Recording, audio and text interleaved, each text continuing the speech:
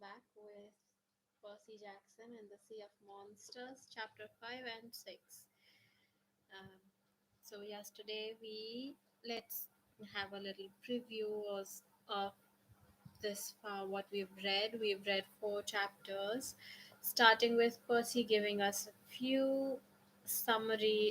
very short summary of what happened in the previous book, in the previous year that he was at Camp Half Blood. Then he told us about the how great his new school is, Meriwether, and how he has the only friend, Tyson, who is kind of a big dude but a very, very soft person. They are attacked by cannibalistic giants and are saved by Annabeth and Tyson. Tyson is the hero of the moment. They reach Camp Half-Blood to see destruction everywhere. They save their friends, and Percy was about to die when Tyson jumps in and saves Percy as well. And we find out that Tyson is a Cyclops, and Percy was tricked by the mist that made him see that Tyson was just a normal person. So So far, so good. We find out that Annabeth is not okay with Cyclops at all. So we don't know the reason why yet, but we also found out that Chiron was fired, Argus was fired, and the camp is in a terrible shape. Let's find out what happens more in chapter 5th and 6th. Chapter 5. I get a new cabin mate. Ever come home and found your room messed up? Like some helpful person, hi mom, has tried to clean it and suddenly you can't find anything. And even if nothing is missing, you get that creepy feeling that somebody's been looking through your private stuff and dusting everything with lemon furniture polish. That's kind of the way I felt seeing Camp Half Blood again. On the surface, things didn't look that different. The big house was still there with its blue gabled roof and its wrap around porch. The strawberry fields still baked in the sun. The same white columned Greek buildings were scattered around the valley: the amphitheater, the combat arena, the dining pavilion overlooking Long Island Sound. And nestled between the woods and the creek were the same cabins, a crazy assortment of 12 buildings, each representing a different Olympian god. But there was an air of danger now. We could tell something was wrong. Instead of playing volleyball in the sandpit, counselors and satyrs were stockpiling weapons in the tool shed. Dryads armed with bows and arrows stalked nervously at the edge of the wood.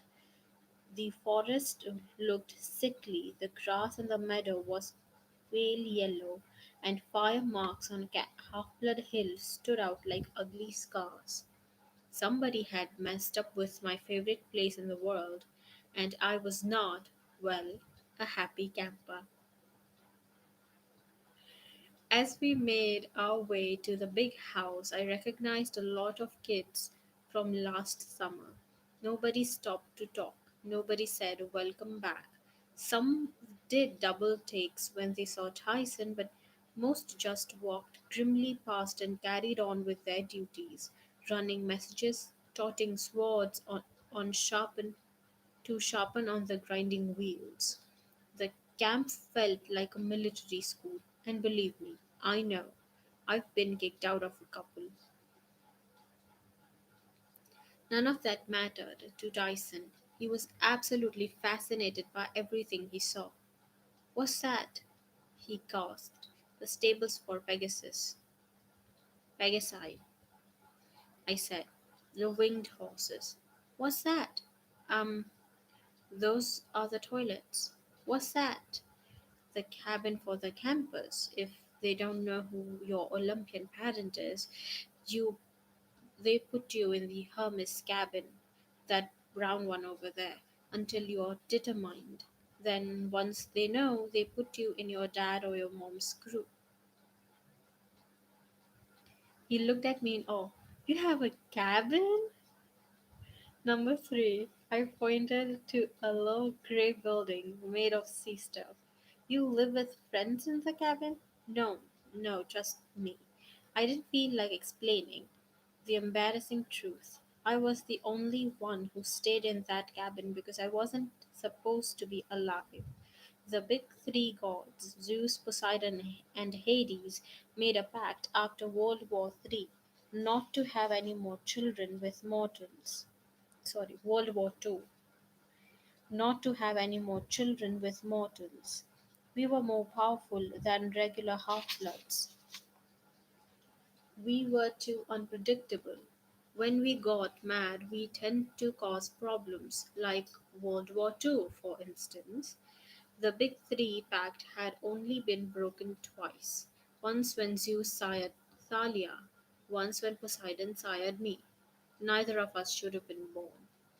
Thalia had got herself turned into a pine tree when she was 12. Me? Well, I was doing my best not to follow her example. I had nightmares about what Poseidon might turn me into if I were on the verge of death. Plankton, maybe, or a floating patch of kelp. When we got to the big house, we found Chiron in his apartment, listening to his favorite 1960s lounge music while he packed his saddlebags. I guess I should mention, Chiron is a centaur. From the waist up, he looks like a regular middle aged guy with curly brown hair and a scraggly beard. From the waist down, he's a white stallion. He can pass for human by compacting his lower half into a magic wheelchair. In fact, he'd passed himself off as my Latin teacher during my sixth grade year. But most of the time, if the ceilings are high enough, he prefers hanging out in full centaur form. As soon as we saw him, Tyson froze. Pony! he cried in total rapture. Chiron turned, looking offended. I beg your pardon. Annabeth ran up and hugged him. Chiron, what's happening? You're not leaving? Her voice was shaky. Chiron was like a second father to her. Chiron ruffled her hair and gave her a kindly smile. Hello, child. And Percy, my goodness, you've grown over the year. I swallowed. Clarice said you were fired. Chiron's eyes glinted with dark humor. Ah well, someone had to take the blame. Lord Zeus was most upset. The tree he'd created from the spirit of his daughter poisoned. Mr. D had to punish someone. Beside himself, you mean? I growled. Just the thought of camp director Mr. D made me angry. This is crazy, Annabeth cried. Chiron, you couldn't have had anything to do with poisoning Thalia's tree. Nevertheless, Chiron sighed, some in Olympus do not trust me now, under the circumstances. What circumstances? Chiron's face darkened.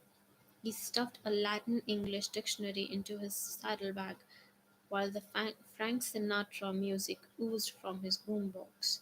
Tyson was still staring at Chiron in amazement. He whimpered like he wanted to pat Chiron's flank but was afraid to come close. Only Chiron sniffed. My dear young Cyclops, I am a centaur. Chiron, what about the tree? What happened? He shook his head sadly. The poison used on Thalia's pine is something from underworld, Percy. Some venom even I have never seen. It must have come from a monster deep down in the pits of Tartarus. Then we know who's responsible. Do not invoke the Titan Lord's name, Percy. Especially not here. Not now. But Last summer he tried to cause a civil war in Olympus. This has to be his idea. He'd get Luke to do it, that traitor. Perhaps, Chiron said, but I fear I am being held responsible because I did not prevent it, and I cannot cure it. The tree was only a few weeks of life left unless what? No, a foolish thought. The whole valley is feeling shock of the poison. The magical waters are deteriorating. The camp itself is dying. Only one source of magic should be strong enough to reverse the poison, and it was lost centuries ago. What is it? I asked. We'll go find it.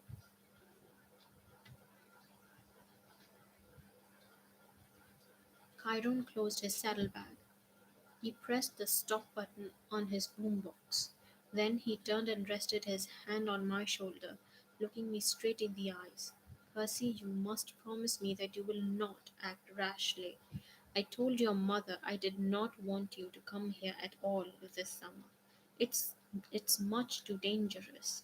But now that you are here, stay here. Train hard, learn to fight. Do not leave. Why? I want to do something. I just can't let the borders fade. The whole camp will be overrun by monsters. Yes, I fear so. But you must not let yourself be baited into hasty action. This could be a trap of the Titan Lord. Remember last summer? We almost took your life. It was true. But still, I wanted to help so badly. I also wanted to make Kronos pay. I mean, you'd think the Titan Lord would have learned his lesson eons ago when he was overthrown by the gods. You'd think getting chopped into a million pieces and cast into the darkest part of the underworld would give him a subtle clue that nobody wanted him around. But no, because he was immortal, he was still alive down in Tartarus, suffering in eternal pain, hungering to return and take revenge on Olympus. He couldn't act on his own, but he was great at twisting the minds of mortals and even gods to do his dirty work. The poisoning had to be his doing. Who else would be so low as to attack Thalia's tree, the only thing left of Hero who'd given her life to her friends? Annabeth was trying hard not to cry. Chiron brushed a tear from her cheek. "Stay with Percy, child," he told her. "Keep him safe. The prophecy, remember it?" I I will. Um, would this be the super dangerous prophecy that has me in it, but the gods have forbidden you to tell me about? Nobody answered. Right. Just checking, I muttered. Chiron, Annabeth said. You told me the gods made you immortal only as long as you were needed to train heroes. If they dismiss you from the camp, swear you will do your best to keep Percy from danger, he insisted. Swear upon the river Styx. I I swear it upon the river Styx, Annabeth said. Thunder rumbled outside. Very well, Chiron said. He seemed to relax just a little. Perhaps my name will be cleared and I shall return. Until then, I go to visit my wild kinsmen in the Everglades. It's possible they know of some cure for the poison tree that I have forgotten. In any event, I will stay in exile until this matter is resolved, one way or another. Annabeth stifled a sob. Chiron patted her shoulder awkwardly. There, now, child. I must entrust your safety to Mr. D and the new activities director. We must hope, well, perhaps they won't destroy the camp quite as quickly as I fear. Who is this Tantalus guy anyway? Where does he get off taking your job? A conch horn blew across the valley. I hadn't realized how late it was. It was time for the campus to assemble for dinner.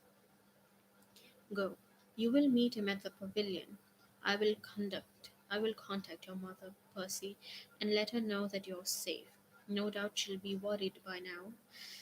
Just remember my warning. You are in grave danger. Do not think of a moment that the Titan Lord has forgotten you.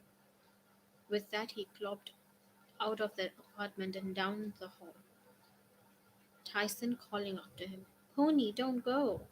I realized I'd forgotten to tell Chiron about my dream of Grover. Now it was too late. The best teacher I'd ever had was gone, maybe for good. Tyson started bawling almost as bad as Annabeth. I tried to tell them that things would be okay, but I didn't believe it. The sun was setting behind the dining pavilion as the campers came up from their cabins. We stood in the shadow of a marble column and watched them file in. Annabeth was still pretty shaken up, but she promised she'd talk to us later, when she went off to join her siblings from an Athena cabin, a dozen boys and girls with blonde hair and grey eyes like hers. Ath- Annabeth wasn't the oldest, but she'd been at camp more summers than just anybody. You could tell that by looking at her camp necklace, one bead for every summer, and Annabeth had six. No one questioned her right to lead the line.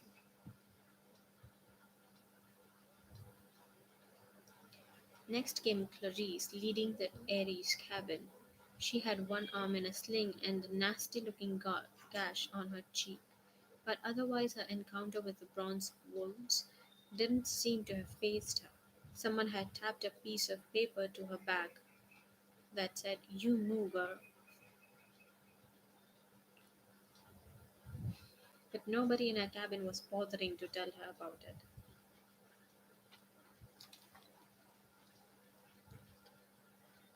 You move her. After the Aries kids came the Hephaestus cabin. Six guys led by Charles Beckendorf, a big 15-year-old African American kid.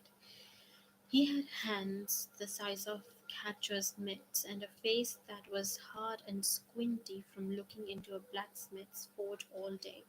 He was nice enough once you got to know him, but no one ever called him Charlie or Chuck or Charles. Most just called him Beckendorf. Rumor was he could make anything. Give him a chunk of metal and he could create a razor sharp sword, a robotic warrior, or a singing bird bath for your grandmother's garden. Whatever you wanted. The other cabin filed in, Demeter, Apollo, Aphrodite, Dionysus. Naiads came up from the canoe lake. Dryads melted out of the trees. From the meadow came a dozen satyrs who reminded me painfully of Grover. I'd always had a soft spot for the satyrs. When they were at camp, they had to do all kinds of odd jobs for Mr. D, the director, but their most important job was out in the real world. They were the camp seekers. They went undercover into schools all over the world, looking for potential half bloods and escorting them back to the camp. That's how I'd met Grover. He'd had been the first one to recognize I was a demigod. After the satyrs filed into dinner, the Hermes cabin brought up the rear. They were always the biggest cabin. Last summer it had been led by Luke, the guy who'd fought with Thalia and Annabeth on top of Half-Blood Hill. For a while had for a while before Poseidon had claimed me, I'd lost in the Hermes cabin. Befriended me. Luke had befriended me and then he tried to kill me. That's a pleasant story. Now the Hermes cabin was led by Travis and Connor Stowe. They weren't twins, but they looked so much alike it didn't matter. I could never remember which one was older. They were both tall and skinny with mops of brown hair that hung in their eyes. They wore orange camp harvlet t-shirts untucked over baggy shorts, and they had those elfish features all Hermes's kids had. upturned eyebrows, sarcastic smile, a gleam in their eyes whenever they looked at you, like they were about to drop a firecracker down your shirt. I'd always thought it was funny that a god of thieves would have children with the last name Stoll, but the only time I mentioned it to Travis and Connor, they both stared at me blankly like they didn't get the joke. As soon as the last campus had filed in, I led Tyson in the middle of the pavilion. Conversation flattered, heads turned. Who invited that? Somebody at the Apollo table murmured. I glared in their direction, but I couldn't figure out who'd spoken. But from the table head, a familiar voice drawled. Well, well, if it isn't Peter Johnson. My millennium is complete. Percy Jackson, sir. I gritted my teeth. Mr. D sipped his Diet Coke.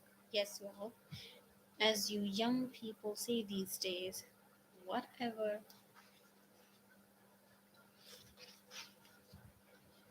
He was wearing his usual leopard print Hawaiian shirt, walking shorts and tennis shoes with black socks.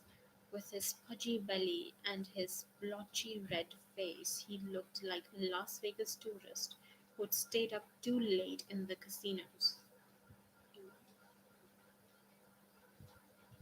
Behind him, a nervous looking satyr was peeling the skins off grapes and handing off to Mr. D one at a time.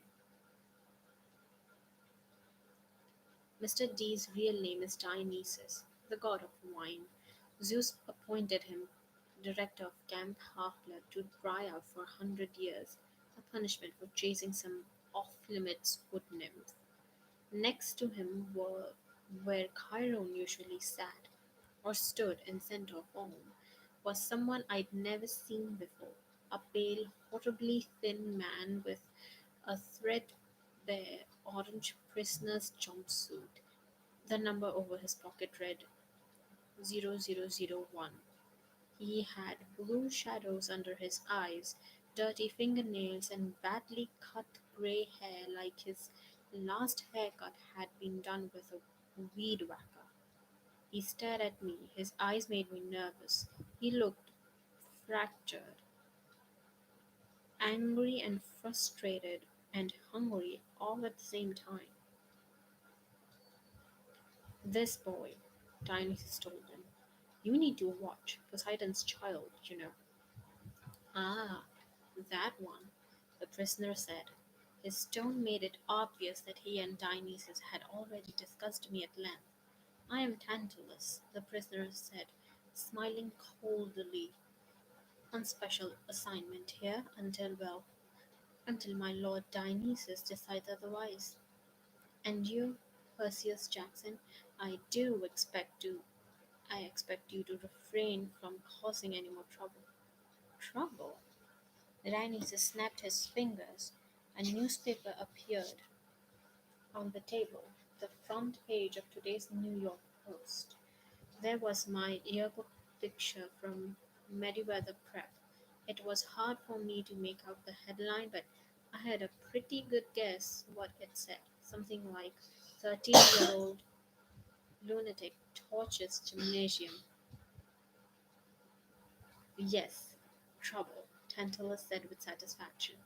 You caused plenty of it last summer, I understand. I was too mad to speak, like it was my fault the gods had almost got into civil war. A satyr inched forward nervously and set a plate of barbecued meat in front of Tantalus. The new activities director licked his lips. He looked at his empty goblet and said, Root beer, Barack's special stock, 1967. The glass filled itself with foamy soda.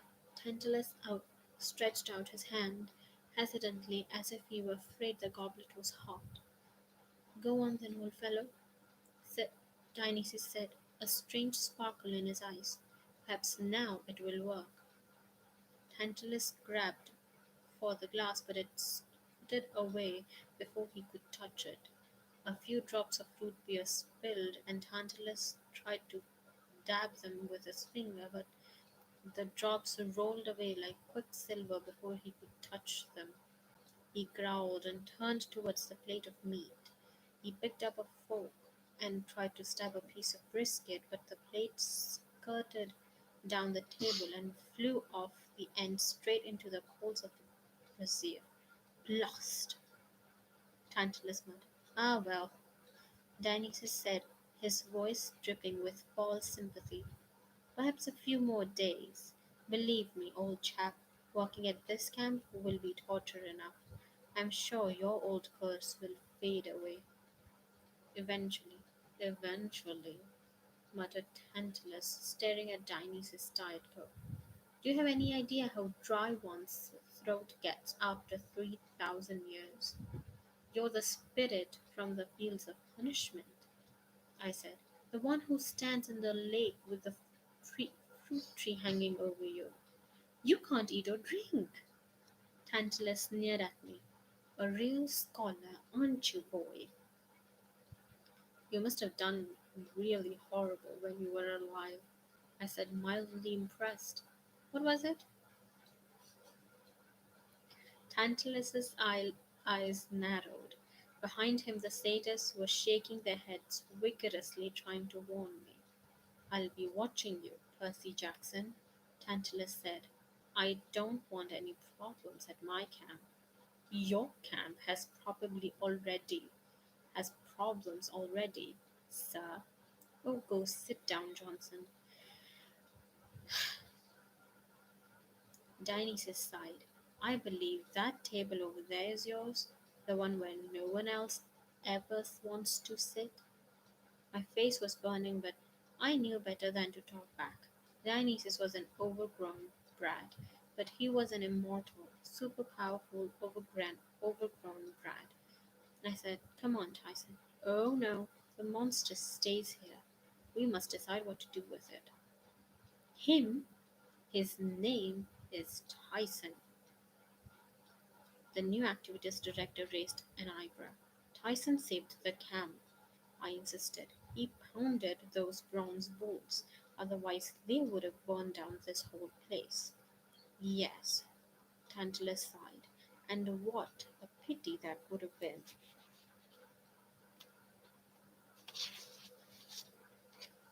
Dionysus snickered. Leave us while we decide this creature's fate. Tyson looked at me with fear in his one big eye. But I knew I couldn't disobey a direct order from the camp directors. Not openly, anyway. Tyson, I'll be right over here, big guy. Don't worry, we'll find you a good place to sleep tonight, I promised. Tyson nodded. I believe you. You are my friend. Which made me a whole lot guiltier. I trudged over to Poseidon's table and slumped into the bench. The wood nymph brought me a plate of lumpian olive and pepperoni pizza. But I wasn't hungry. I'd been almost killed twice today. I'd managed to end my school year with a complete disaster. Camp Half-Blood was in serious trouble, and Chiron had told me not to do anything about it. I didn't feel very thankful, but I took my dinner, as was customary, up to the bronze brazier and scraped part of it into the flames. Poseidon, accept my offering, I murmured, and send me some help while you're at it. I prayed silently, please. The smoke from burning pizza changed into something fragrant, the smell of a clean sea breeze with wildflowers mixed in. But I had no idea if that meant my father was really listening. I went back to my seat. I didn't think things would get much worse, but then Tantalus had one of the satyrs blow the conch horn to get our attention for announcements. Yes, well, Tantalus said, once the talking had died down. Another fine meal, or so I'm told. As he spoke, he inched his hand forward towards his refilled dinner plate, as if maybe the food wouldn't notice that he was doing, but it did. It shot away down the table as soon as he got within 20 centimeters. And here, on my first day of authority, he continued, I'd like to say what a pleasant form of punishment it is to be here. Over the course of summer, I hope to torture and interact, interact with each and every one of you. Children, you all look good enough to eat. Dionysus clapped politely, leading to some half-hearted applause from satyrs. Tyson was still standing at the head table, looking uncomfortable, but every time he tried to scoot out of the limelight, Tantalus pulled him back. And now some changes. Tantalus gave the campers a crooked smile. We are reinstituting the chariot races. The murmuring broke out at all tables. Excitement, fear, disbelief. Now, I know, Tantalus continued, raising his voice, that these races were discontinued some years ago due to technical problems. 3 deaths and 26 mutilations. Someone at the polo table called. Yes, yes, but I know that you will all join me in welcoming the return of this camp tradition. Golden laurels will go to the winner charioteers each month. Team may register in the morning. The first race will be held in 3 days' time. We will release you from most of your regular activities to prepare your chariots and choose your horses. Oh, and did I mention the victorious team's cabin will have no chores for the month in which they win? An explosion of excited conversation. No KP for a whole month? No stable cleaning? Was he serious? Then the last person I expected to object did so. But, sir, Clarice said. She looked nervous, but she stood up to speak from the Eddie's table. Some of the campers snickered when they saw the "You Moo Girl" sign on her back. What about patrol duty? I mean, if we drop everything to ready our chariots. Ah, the hero of the day, brave Clarice, who single-handedly bested the bronze bulls, Tantalus exclaimed. Clarice blinked, then blushed. I didn't, and modest too. Tantalus grinned. Not to worry, my dear. This is a summer camp. We are here to enjoy ourselves, yes? But the tree, and now, said as several of Clarice's cabin mates pulled her back into a seat, before we proceed to the campfire and sing along, one slight housekeeping issue. Percy Jackson and Annabeth Chase have seen fit for some reason to bring this here. Tantalus waved a hand towards Tyson.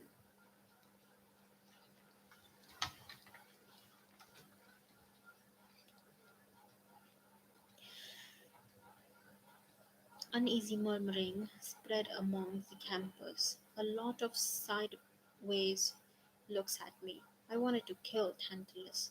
Now, of course, Cyclops have a reputation for being bloodthirsty monsters with a very small brain capacity. Under normal circumstances, I would release this beast into the woods and have you hunted down with torches and pointed sticks, but who knows? Perhaps this Cyclops is not as horrible as most of its brethren.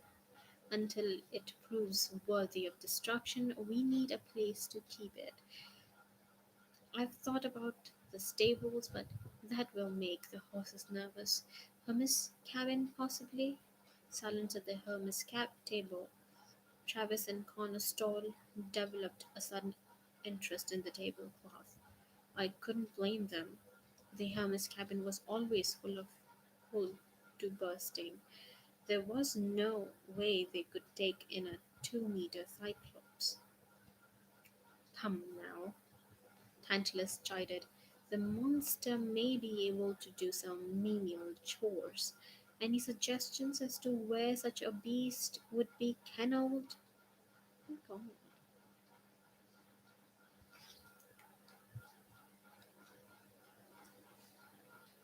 I get that Tantalus was cursed. He should be doing more. He's so rude and mean. Tantalus. Suddenly, everybody gasped. Tantalus scooted away from Tyson in surprise. All I could do was stare in disbelief at a brilliant green light that was about to change my life. A dazzling holographic image that had appeared above Tyson's head. With a sickening twist in my stomach, I remembered what Annabeth had said about Cyclops. They are the children of nature, spirits, and gods. Well, one god in particular, usually. Swirling over Tyson was a glowing green trident, the same symbol that had appeared above me the day Poseidon had claimed me as his son. There was a moment of awed silence. Being claimed was a rare event. Some campers waited in vain for it their whole lives. When I'd been claimed by Poseidon last summer, everyone had reverently knelt. But now they followed Tantalus' lead, and Tantalus roared with laughter. Well, I think we know where to put the beast now. By the gods, I can see the family resemblance. Everybody laughed except Annabeth and a few of my other friends. Tyson didn't seem to notice. He was too mystified trying to swat the glowing trident that was now fading over his head. He was too innocent to understand how much they were making fun of him, how cruel people were. But I got it. I had a new cabin mate. I had a monster for a half brother. I hope Percy doesn't get start hating Tyson. He's such a sweet guy. Oh my god. Seriously, I do want to hug Tyson and make it all better for him. And with that note, we have ended chapter 5. We are going to chapter 6. Demon Pigeons Attack. Honestly, pigeons are demon regardless of what they are. Trust me, they are annoying. The next few days were torture, just like Tantalus wanted. First, there was Tyson moving into Poseidon's cabin, giggling to himself every 15 seconds and saying, "Percy is my brother," like he'd just won the lottery. "Oh, Tyson," I'd say, "it's not that simple." But there was no explaining to him. He was in heaven, and me, as much as I liked the big guy, I couldn't help but feel embarrassed. Ashamed. There, I said it. My father, the all powerful Poseidon, had got moony eyed for some nature spirit, and Tyson had been the result. I mean, I'd read the myths about Cyclops. I even remembered that they were often Poseidon's children, but I had never really processed that this made them my family until I had Tyson living with me in the next bunk. And then there were the comments from the other campus. Suddenly I wasn't Percy Jackson, the cool guy who retrieved Zeus's lightning bolts last summer. And I was Percy Jackson, the poor schmuck with the ugly monster for brother. "He's not my real brother," I protested whenever Tyson wasn't around. "He's more like a half brother on the monstrous side of the family. Like a half brother twice removed or something." Nobody bought it. I admit I was angry at my dad. I felt like being his son was a joke now. Annabeth tried to make me feel better. She suggested we team up for the chariot race to take our minds off our problems. Don't let me don't get me wrong, we both hated Tantalus and we were worried sick about camp, but we didn't know what to do about it until we could come up with some brilliant plan to save Thalia's tree. We figured we might as well go along with the races. After all, Annabeth's mom, Athena, had invented the chariot, and my dad had created horses. Together we would own that track. One morning, Annabeth and I were sitting by the canoe lake sketching chariot designs when some jokers from Aphrodite's cabin walked by and asked me if I needed to borrow some eyeliner for my eye. Oh, sorry, eyes. They walked away laughing. Annabeth grumbled, "Just ignore them, Percy. It isn't your fault you have a monster for a brother." "He's not my brother. He's not a monster either," I snapped. Annabeth raised her eyebrows. "Hey, don't get mad at me. And technically, he is a monster.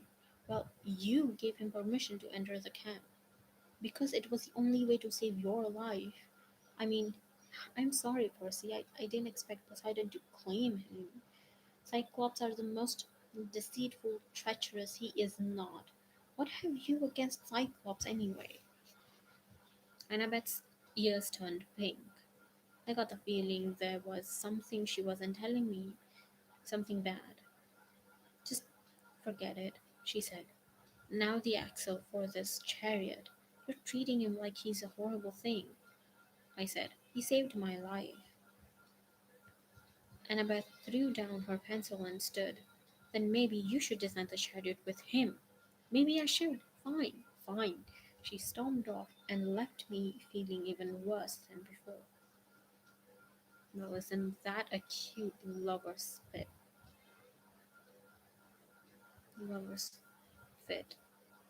you know?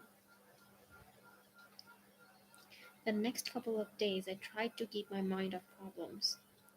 Selena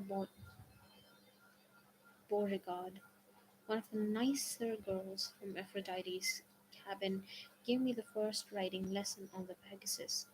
She explained that there was only one immortal winged horse named Pegasus who still wandered free somewhere in the skies, but over the eons he'd sired a lot of children, none quite as fast or heroic, but all named after the first and the greatest.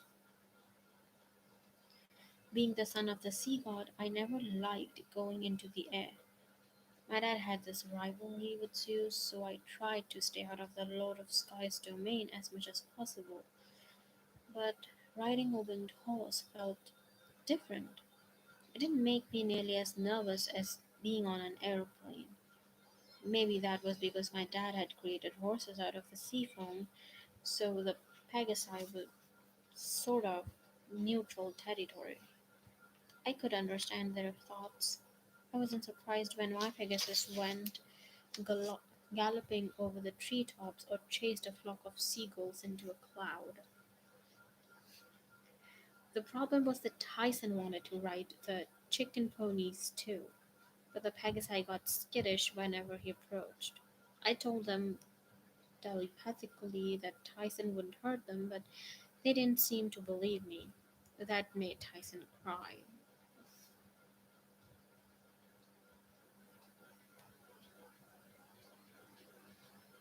The only person at camp who had no problem with Tyson was Beckendorf from the Hephaestus cabin. The blacksmith god had always worked with Cyclops in his forges, so Beckendorf took Tyson down to the armory to teach him metalworking. He said he'd have Tyson crafting magic items like a master in no time. That is so sweet, Beckendorf. After lunch, I worked out in the arena with Apollo's cabin. Swordplay and had always been my strength. People said I was better at it than any camper in the last 100 years, except maybe Luke. People always compared me to Luke. I thrashed the Apollo guys easily. I should have been testing myself against the Ares and Athena cabins, since they had the best sword fighters. But I didn't get along with Clarice and her siblings after my first argument with Annabeth, and after my argument with Annabeth, I just didn't want to see her. I went to archery classes even though I was terrible at it, and it wasn't the same without Chiron teaching. In arts and craft, I started a marble bust of Poseidon, but it started to look like Sylvester Stallone, so I ditched it. could see it. I scaled the climbing wall in full lava and earthquake mode. In the evenings, I did border patrol. Even though had insisted we forget trying to protect the camp, some of the campers had quietly kept it up, working out a schedule during our free times.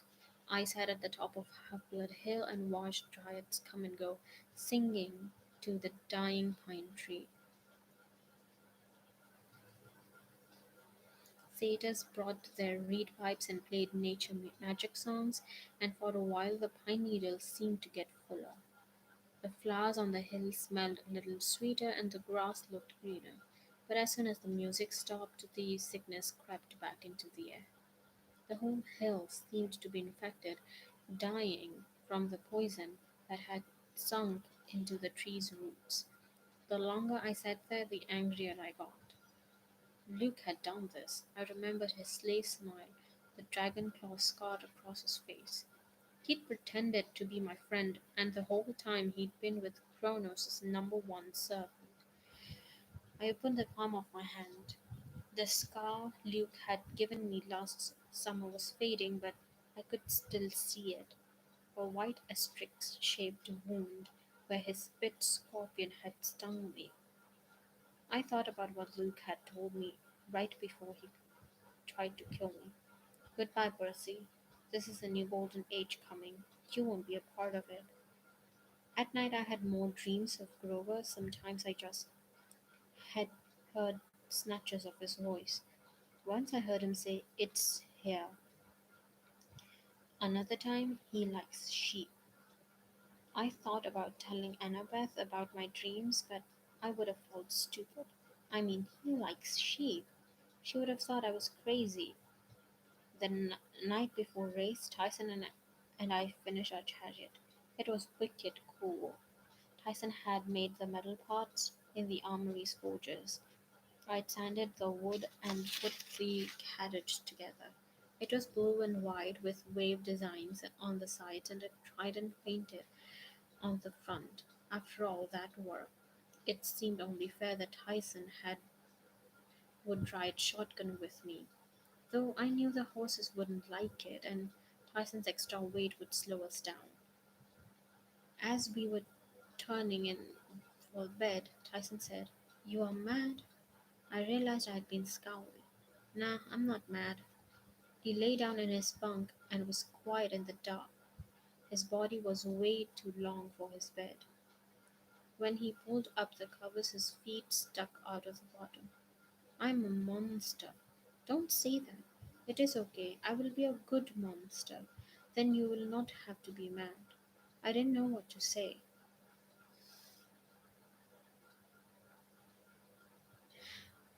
I stared at the ceiling and felt like I was dying slowly right along with Talia's tree. It's just, I never had a half brother before. I tried to keep my voice from cracking. It's really different for me, and I'm worried about the camp and another friend of mine, Grover. He might be in trouble. I keep feeling like I should be doing something to help, but I don't know what. Tyson said nothing. "I'm sorry. It's not your fault.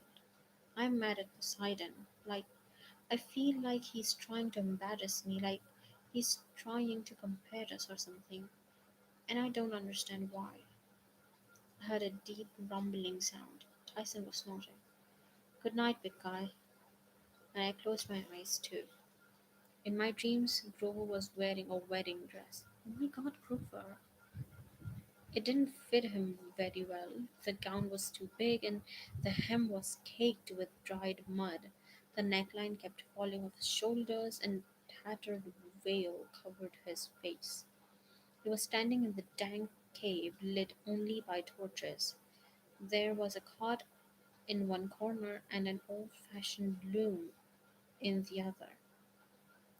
A length of white cloth half woven on the frame, and he was staring right at me like I was a TV program he'd been waiting for. "Thank God! Can you hear me?" he yelled.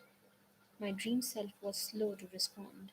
I was still looking around, taking In the stalactic ceiling, no, stalactite ceiling, the stench of sheep and goats, the growling of grumbling and bleating sounds that seemed to echo from behind a refrigerator sized boulder, which was blocking the room's only exit as if there were a much larger cavern beyond.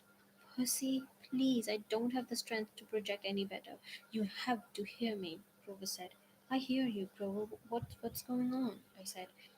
From behind the boulder, a monstrous voice yelled. Honey pie, are you done yet? Grover flinched. He called out in falsetto. Not quite, dearest. A few more days.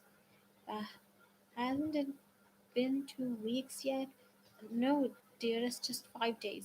That leaves 12 more to go. The monster was silent, maybe trying to do the maths. He must have been worse at arithmetic than I was, because he said, all right, but hurry, I want to see under that veil. Grover turned back to me. You have to help me. No time. I'm stuck in this cave, on this island in the sea.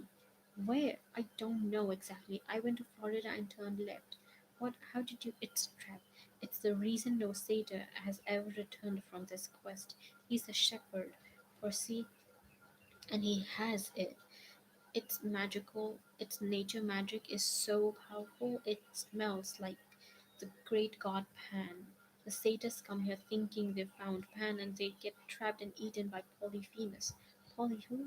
The Cyclops! I almost got away. I made it all the way to St. Augustine. Grover said, exasperated. But he followed you, I said, remembering my first dream. And he trapped you in a bridal boutique. That's right. My first empathy link must have worked then. Look, this bridal dress is the only thing keeping me alive. He thinks I smell good, but I told him it was just goat scented perfume.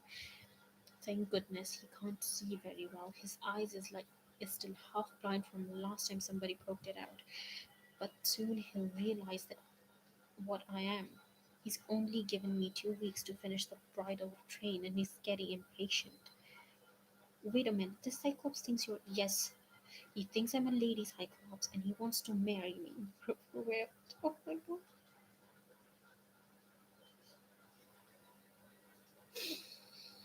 Under different circumstances, I might have burst out laughing, but Grover's voice was deadly serious. He was shaking with fear. I'll come rescue you. Where are you? The Sea of Monsters, of course. The Sea of what? I told you, I don't know exactly where. And look, Percy, um, I'm really sorry about this, but this empathy link, well, I had no choice. Our emotions are connected now. If I die, don't tell me I'll die too. Oh well, perhaps not. You might live for years in a vegetative state, but it would be a lot better if you got me out of here. Honey pie, dinner time, yummy yummy sheep meat. I have to go. Hurry, Grover whimpered. Wait, you said it was your what? But Grover's voice was already growing fainter. Sweet dreams, don't let me die.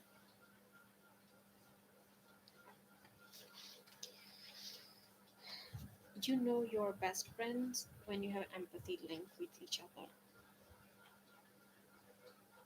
And I have empathy linked with so many of my best friends, I worry sometimes. The dream faded and I woke up with a start. It was early morning. Tyson was staring down at me with one big brown eye full of concern. Are you okay? He asked. His voice sent a chill down my back because he sounded almost exactly like the monster I had heard in my dream. The morning of the race was hot and humid. Fog lay low on the ground like sauna steam. Millions of birds were roosting in the trees, fat gray and white pigeons, ex, except they didn't coo like regular pigeons.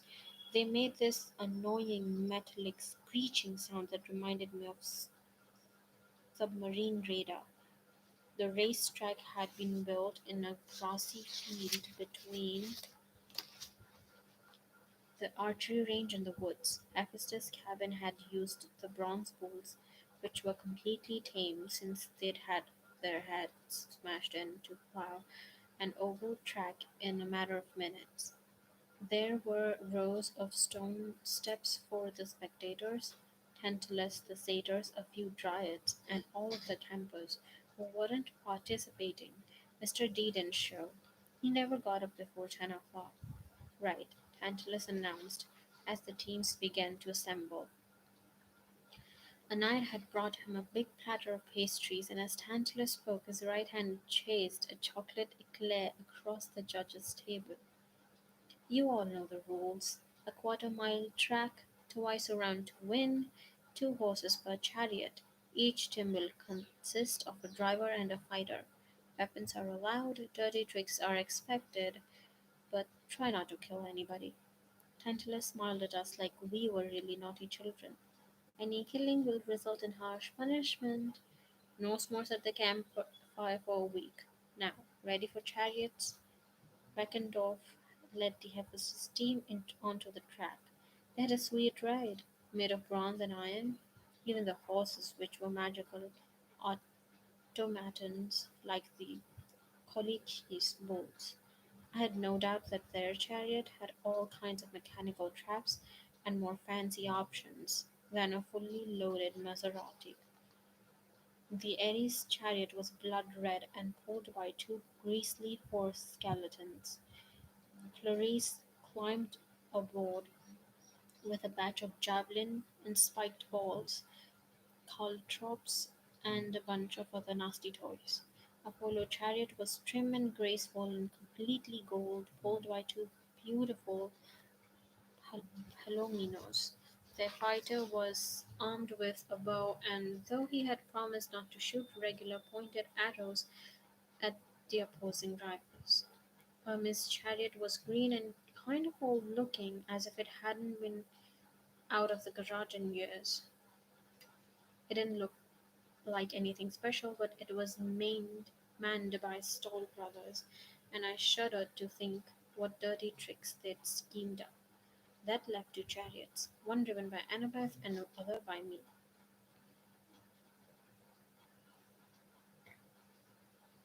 Before the race began, I tried to approach Annabeth and tell her about my dream. She perked up when I mentioned Grover, but then when I told her what he'd said, she seemed to get distant again, suspicious. You're trying to distract me, she decided. But no, I'm not. Oh, right, like Grover would just happen to stumble across the one thing that could save the camp. What do you mean? Go back to your chariot, Prossy. She rolled her eyes. I am not making this up. He's in trouble, Annabeth. She hesitated. He could I could tell she was trying to decide whether or not to trust me. Despite our occasional fights, we'd been through a lot together. And I knew she would never want anything bad to happen to Grover. Percy, an empathy link is so hard to do. I mean, it's more likely you were really dreaming. The oracle. We could consult the oracle, I said. Annabeth frowned. Last summer, before Quest, I would have visited the strange spirit that lived in the big house attic, and it had given me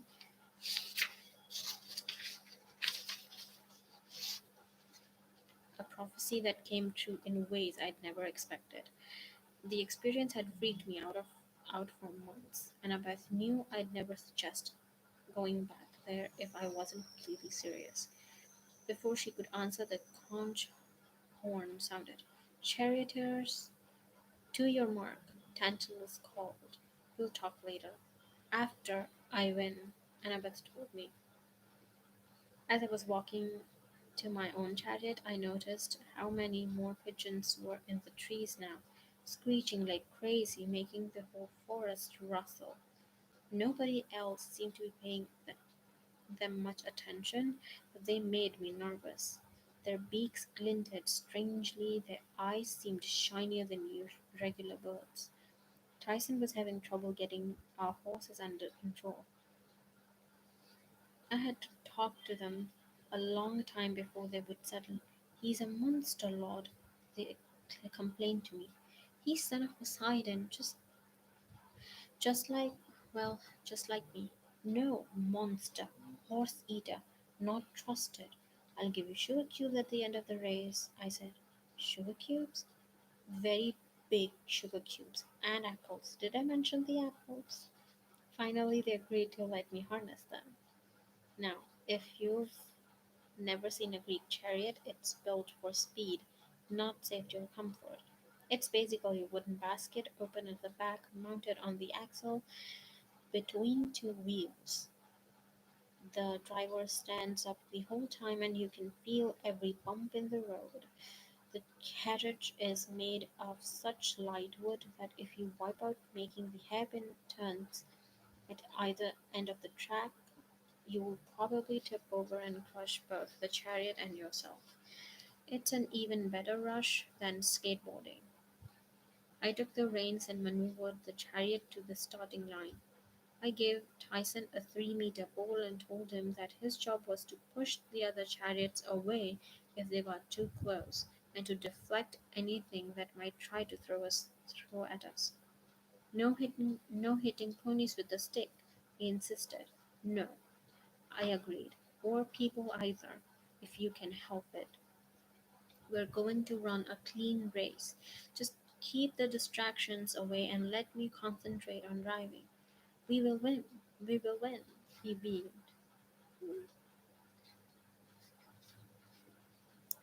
We were so going to lose, I thought to myself, but I had to try. I wanted to show others, well, I wasn't sure what exactly. That Tyson wasn't a bad guy, that I wasn't ashamed to be seen with him in public, maybe that they hadn't hurt me with all their jokes and name calling. As the chariots lined up, more shiny eyed pigeons gathered in the woods. They were screeching so loudly the campers in the stands were starting to take notice, glancing nervously at the trees, which shivered under the weight of the birds. Tantalus didn't look concerned, but he did have to speak up to be heard over the noise. Charioteers, attend your mark, he shouted. He waved his hand and the starting signal dropped. The chariots roared to life. Hoofs thundered against the dirt. The crowd cheered.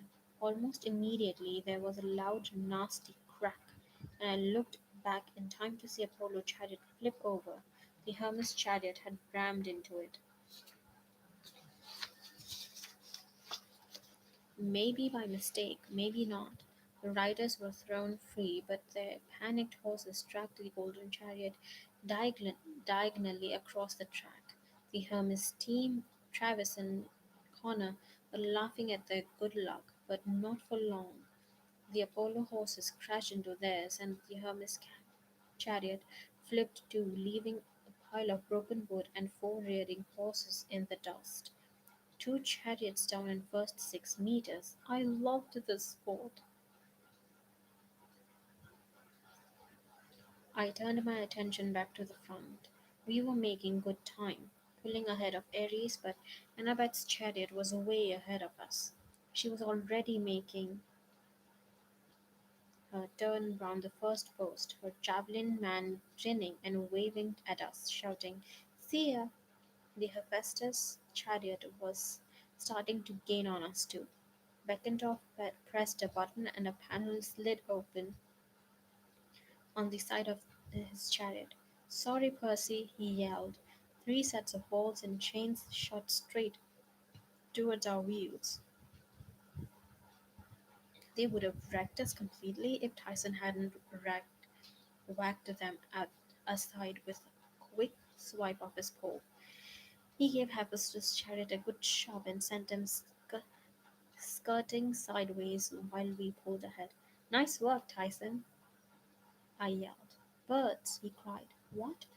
We were whipping along so fast it was hard to hear or see anything, but Tyson pointed towards the woods, and I saw what he was worried about. The pigeons had risen from trees. They were spiraling like a huge tornado, heading towards the track. No big deal. They're just pigeons, I told myself. I tried to concentrate on the race. We made our first turn, and the wheels creaking under us. This is They're 13.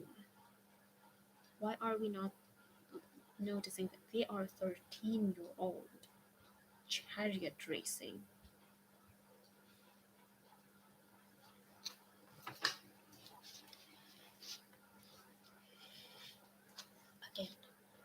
13.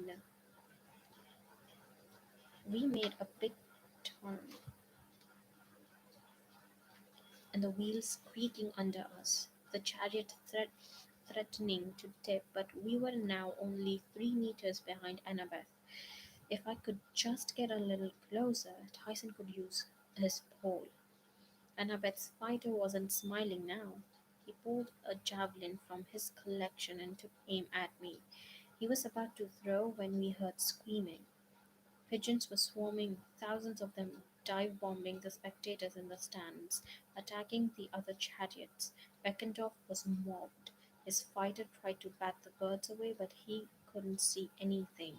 The chariot veered off course and plowed through the strawberry fields and mechanical horses screaming. In the Eddie's chariot, Clarice barked an order to her fighter, who quickly threw a screen of camouflage netting over their basket. The birds swarmed around it, pecking and clawing at the fighters' heads as he tried to hold up the net, but Clarice just gritted her teeth and kept driving. Her skeletal horses seemed immune to the distraction, the pigeons pecking uselessly at their empty eye sockets and flew through their rib cages, but stallions kept right on running. The spectators weren't so lucky. The birds were slashing at any bit of exposed flesh, driving everyone in panic. Now that birds were closer, it was clear they weren't normal pigeons. Their eyes were beady and evil looking. Their beaks were made of bronze, and judging from the yelps of campers, they must have been razor sharp.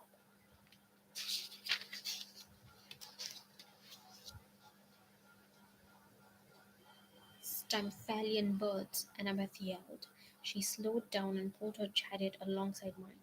They'll strip everyone to bones if we don't drive them away. Tyson, we're turning around. Going the wrong way? He asked. Always, I grumbled, and I steered the chariot towards the stand. Annabeth rode next to me. She shouted, Heroes to arms! But I wasn't sure anyone could hear her over the screeching of the birds and the general chaos. I held my reins in one hand and managed to draw riptide as a wave of birds dived at my face, their metal beaks snapping. I slashed them out of the air. They exploded into dust and feathers, but there were still millions of them left. One nailed me in the back end, and I almost jumped straight out of the chariot. Annabeth wasn't having much luck either.